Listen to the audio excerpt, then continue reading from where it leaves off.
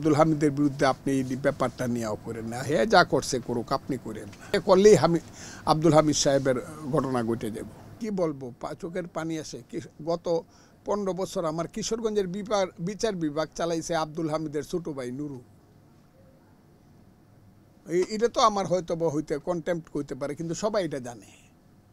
হামিদ সাহেবের পক্ষে তার ভাই বাবা ছেলে ওই বিচার বিভাগ চালাইছে, কয়ে দিছে, আব্বা কয়ে দিছে বা ভাইয়া কয়ে দিছে এটা করতে হইব, না হইলে আপনি কিন্তু হাইকোর্টের বিচারপতি হইতে পারবেন না, করলে পরে আপনি পুরস্কার পাবেন। আমি একটা উদাহরণ দিলাম। এটা কিশোরগঞ্জে 15 বছর কোনো ছিল না।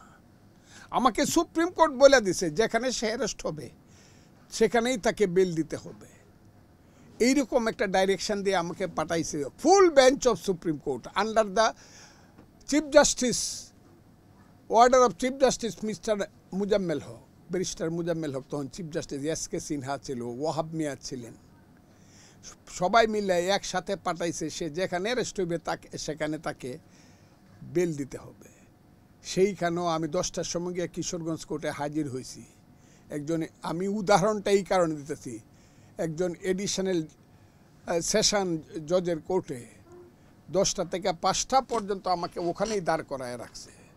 উপরে আলাপ করতেছে, সেশন জাজ এডিশনাল বলতেছে উনাকে তো জেলে নেওয়া যায় না, এরকম ধরনের একটা ডাইরেকশন তো আছে। এইটুক direction full bench of supreme court এইটুক ডাইরেকশন দিয়েছে।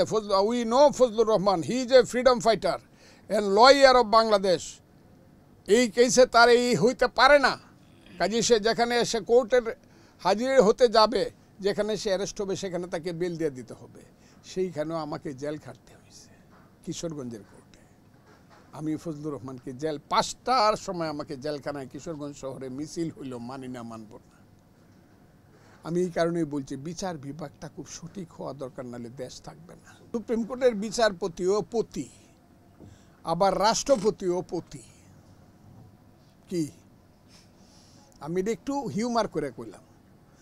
সুপ্রিম কোর্টের তারা বিচারপতি, তাদের উপরে আরেকজন পতি আছে, তার নাম হইল রাষ্ট্রপতি। তখনকার সময় সুপ্রিম কোর্টের বিচারপতিরা রাষ্ট্রপতি যে পতি তার বাইরে গিয়া কোনো কাজটা করছে পতি করছে, উনি হলো সবচেয়ে বড় পতি। তো যে রাষ্ট্রপতি এখন চুপ্পু একজন, উনি তো সবার পতি, উনি সবচেয়ে বড় পতি। আমার কথাটা কি আপনারা, সভাপতি, রাষ্ট্রপতি, বিচারপতি, পতি, সব পতির বড় পতি হইল রাষ্ট্রপতি। কারণ রাষ্ট্রপতি চাইছে আমি জেলে গেছি, আমি এখন বিচার করতে পারি এবং সবাই আমাকে করছে।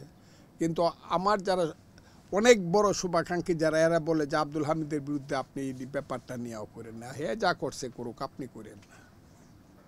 আমার কথাটা কি, এইখানে বসিব, এই চেম্বারে বসে আমার 5 জন আমার কলিগ বলছে না আপনি ফজলু ভাই এটার মধ্যে যাই না। এই কারণে আমি বিরত আছি, না হলে এটা করলেই আব্দুল হামিদ সাহেবের ঘটনা ঘটে যাব।